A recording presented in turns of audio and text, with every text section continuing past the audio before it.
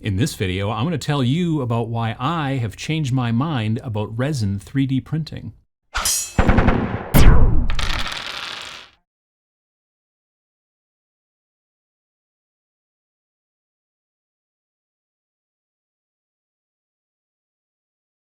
You may remember a good deal of time ago, I made a video about why I didn't want to get into resin 3D printing and do it in my house. Pachow. And I'm still told in the comments almost daily, nearly 5 years later, why that I am dumb and why my face is dumb because of the things that I said in that video and about how, well, that's not true and this isn't true and this is. But again, 5 years ago, well, 5 years has gone past nearly, and I wanted to update you folks to the way I think about it now. I will cut right to the chase. I have purchased an Elgoo Saturn. I think it's Elgoo? Anyway, a Saturn. I purchased it myself. I was not sent it for review or sponsored or anything like that. I bought it with my own money. I bought it actually about a year ago when they were kind of hard to get because they were being purchased and then flipped on Amazon. They would be purchased on Amazon and then resold on Amazon and called a collector's item, and they would mark it up. The scalpers would mark it up like $200 to $300. I was able to finally get one and at regular retail price. And well, like I said, it was a year ago now, and I still have not set it up and print stuff with it, which I'll explain in a bit. But I wanted to talk about what finally did change my mind. One of the first things that really made me kind of change the way that I thought about 3D printing was the amazing amount of STLs that are now available in so many different ways. It is just creativity unimaginable.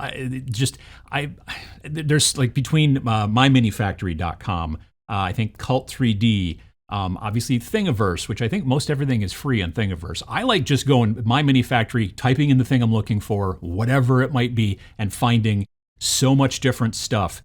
But there are also Patreons all over the place where you can follow a specific sculptor that you really like. Maybe you find some of their stuff on some other site, or you find somebody who posts something on Instagram and you go, oh, I want more of that. And you can support that person. They can just spend their full-time job just making new cool stuff for you to print every month. And that's just a really cool thing. And like 5 years ago, that was very few and far between. I don't even know if the 3D Sculptor Patreon things were rolling at that time too much. I think My Mini Factory was around, and I know Thingiverse was, but I don't know about the rest of it. Nonetheless, now it's kind of everywhere, and if you want the just most interesting, creative, weirdest stuff that you can find, it's really easy to pick up on the internet. And the thing is that when you get lots and lots and lots of STLs, you can store them in some sort of external hard drive or on the cloud, and they don't take up your entire basement, which is also really cool. Until you start printing that stuff, then that's a different story. But I gotta be honest, I've really enjoyed painting resin prints. They are really actually a lot of fun. Number one, no mold lines. The no mold lines thing is spectacular. I can't tell you how many times I've been painting a resin or getting a resin print ready and going, well, where's the, oh, that's right, there won't be any mold lines. Because you get those little bumps from the support sometimes, but those for me are easier to see and get rid of than mold lines. Mold lines still to this day sneak by me. And with resin prints, you don't get that. Another big thing that I don't think was around 5 years ago, water washable resins. People that I had talked to talked about how, resin printing was cool. This was, again, even more than 5 years ago, except the resin got everywhere and it was sticky and you had to use all these special chemicals, isopropyl alcohol, which is not that special, but you know what I'm saying. It's still just not water. And now there are water washable resins, there are eco-friendly resins, there are low odor resins. There's been a lot more technology going into the resin, which was a thing that I assumed was going to happen sooner or later, but you just had to wait for it. And 5 years ago, 2018, when I made that video, it wasn't around yet, so I wasn't particularly interested. I'm glad I waited. Another big update is 4K screens, the actual LCD screen at the bottom of the printer that each slice gets shown on with the UV light and all that stuff. Those things are now in 4K. Previous to that, they were maybe 1080, back again 5 years ago. But now there's even 8K screens. I don't necessarily know that I would see a huge difference, but maybe I will down the road. But nonetheless, I bought an Elgoo. It's got a 4K screen, and I think it's going to work great for me. one of the big issues that also kind of kept me away from LCD resin printing at the time too is I read this article that showed a bunch of examples and stuff like that between like a Formlabs like laser resin printer as opposed to like the LCD screen ones, which are the ones that most of us probably own. Now, Formlabs, if you've never heard of them, they make great resin printers that cost $4,000 to $5,000. I don't know if they still do, but back then it was $4,000 to $5,000. When you heard about a resin printer that was like $600, you're like, wow, that's a great deal. But then you'd be like, well, but it's using an LCD screen, whereas the other one uses cool lasers, and the lasers gave better detail. Like they had a bunch of things in this article that showed like two models that were the same, and you could see the differences just like from the naked eye. It wasn't even necessarily a lot of magnification. And that really kind of put me off a little bit because I didn't have $5,000 and didn't think that there was a reason for it.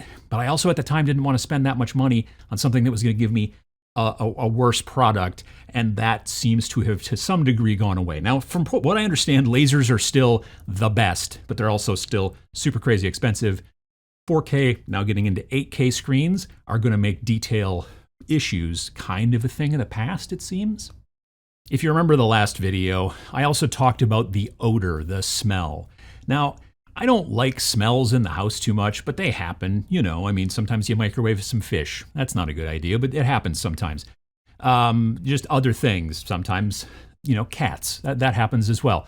But that being said, there are smells, there are odors, and then there are fumes. And that was the thing that I was more concerned about. I don't rattle can in the house, no matter how much I need to. Like, I got to get this thing primed or whatever, but it's raining. Oh, I'll just spray it in the house. It'll be fine. I don't do that because of the fumes. The smell is gross too, but the fumes are the important thing, and I don't want those fumes in the house. Some people in the comments have told me for the last 5 years that I've overreacted, but there are other people who are like, you're not wrong, you know? So I figured it's a good idea to take care of that. Well, like I've mentioned, there are some low odor resins now. There are water-soluble resins, which have a tendency to be a little bit low odor. But a lot of the machines now have built-in filters, which will get rid of the smell, not so much the actual fumes. That being said, my plan now is to ventilate the area around the printer. I've decided I'm going to be putting the printer into my little airbrush room that's kind of underneath the basement stairs. And I'm going to drill a hole in the house. Now that it's gotten warmer outside here in Wisconsin, I'm actually going to drill a hole in the house and put in like a dryer vent. And then I'm going to get one of those grow tents, you know, for growing your orchids. And I'm going to put it in there. There's ventilation hoses. I'm going to put an inline ventilator in there, all that kind of stuff. So when it's time to fire it up and go to town, I'll be able to blow all that stuff outside, and it'll be better generally for those of us who live in the house. I'm concerned about that, and I've finally figured out a plan. And in the next couple of weeks, I'm actually going to drill a hole in my house and go forward with that plan, which will get me even closer to printing. Lastly, 5 years on, there is a huge, huge community for questions that you might have for every type of printer out there, for different types of, like every one of these kind of Patreons and these sculptors, they have their own Discord. So if you've got questions about some sort of problem you're having with a particular, you know, STL, you've got people to talk to. There are Discords out there for every different type of printer. So you got questions, you got people to talk to. Just having all of those folks out there and having it be a thing that is getting to be more and more normal kind of in society. I mean, obviously, it's still a very small percentage of the world population who owns a 3D printer. But amongst those of us who are getting into miniatures or have been into miniatures for a while, it's also it's not even like half or anything near there, but it's getting to be a bigger and bigger portion. And so there are more and more people to talk to. Trying to figure that stuff out by myself was not something I was looking forward to, but being able to talk to people and ask questions, that's a huge win, I think. And 5 years on, there's a lot more people to ask. So as I said, the weather's gotten nicer. I am preparing to drill a hole in my house, put in a dryer vent thing and ventilate the actual area that I'll be putting my resin printer in. That kind of grow tent thing also is going to allow me to control the temperature inside there a little bit, because in the winter my basement is like 62 degrees Fahrenheit sometimes, or actually most times, and that's just a little bit cooler than you might want to print. So putting a little simple heater inside that same grow tent is also going to be a big thing. All of these things have kind of crept up over the last 5 years of like, well, this is a big thing. I like painting the miniatures that come out of resin printers. I love the amount of creativity and interesting different stuff that you can find in the STL community now. Just the community in general, to ask questions, all that kind of stuff, new materials. It's just finally the time. Unfortunately, I purchased it, like I said, a year ago, but now it is actually the time. And so I'll be doing some printing, and then I'll let you folks know about how my adventure in 3D resin printing goes here on the channel. If this was something that you were interested in, if you liked it, please give a like down below. It does help the channel. And if you get the chance, subscribe if you haven't already. And yeah, I'm looking forward to showing you folks the fruits of my resin printing labor and, painted stuff and things like that. I've already been painting the stuff, so I know how that works. I'm looking forward to showing it to you, the new stuff. When I'm done, maybe some Patreon folks or some sculptors will end up in why I like it, that kind of stuff. Who knows? It's going to be, I think, a bit of a new era to some degree in the things that I can paint when I've got the means of production right there in my basement. Thanks for watching.